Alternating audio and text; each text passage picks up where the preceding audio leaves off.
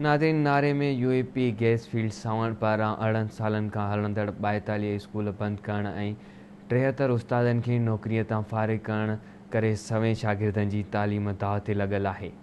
शागिर्दनि, वालिदैन, उस्तादनि ऐं सिविल सोसाइटीअ जे माण्हुनि मुज़ाहिरा शुरू करे छॾिया आहिनि।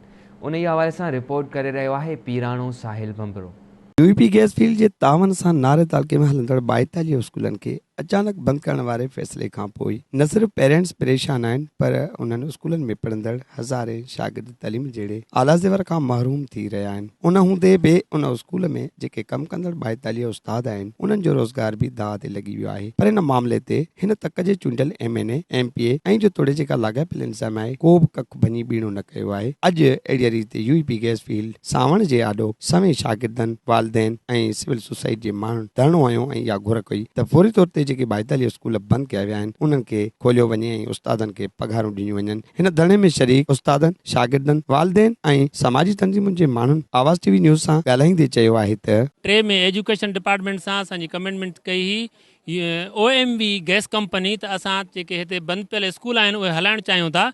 सिंध गवर्नमेंट जे उन्हनि सां गॾिजी करे एजुकेशन डिपार्टमेंट हिते असां वटि स्कूल हलाया, उस्ताद अपॉइंटमेंट कया। तॾहिं जा रूल ऐं रेगुलेशन जेके हुया गवर्नमेंट जा, उन तहत उस्तादनि जी जेका टेस्ट वरिती वई ऐं उस्तादनि खे अपॉइंटमेंट कयो वियो ऐं बहितरीनु नमूने उन्हनि खे ट्रेनिंग्स करायूं वियूं।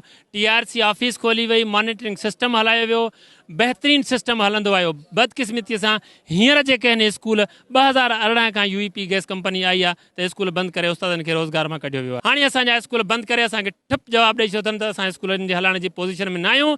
जेके हिते रॉयल्टी आहे, जेके फंड्स आहिनि, उहे असां स्कीमुनि ते ख़र्च कंदासीं, बल्कि ही स्कूल ॿार इहे मुतासिर करे छॾींदा। उस्तादनि खे पघारूं खपनि ऐं असां ॿाहूं ॿधी अर्ज़ु कंदासीं त असां नियाणियुनि खे तालीम खपे।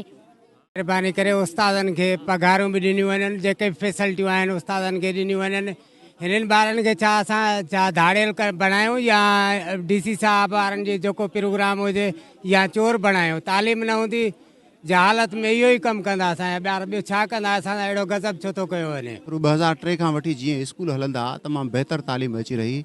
नारे जो आहे उहो नारे ते ख़र्चु कयो वञे ऐं ॿाहिरि जेको गंबट ते ॿियनि ते 3 तालकनि ते 40-60 वारो सैकड़ो जेको हुयो, हिकिड़ो अलाए कंहिं हुननि खे ॾसे छॾियो आहे, उहो 40-60 सैकड़ो वारो असां मंज़ूरु नथा कयूं। असां चऊं था त जेको 100 सैकड़ो या असां वटि हितड़े थिए उहो हिन स्कूल ते थिए, असांजी हेल्थ ते थिए ऐं असांजी रोडनि ते थिए।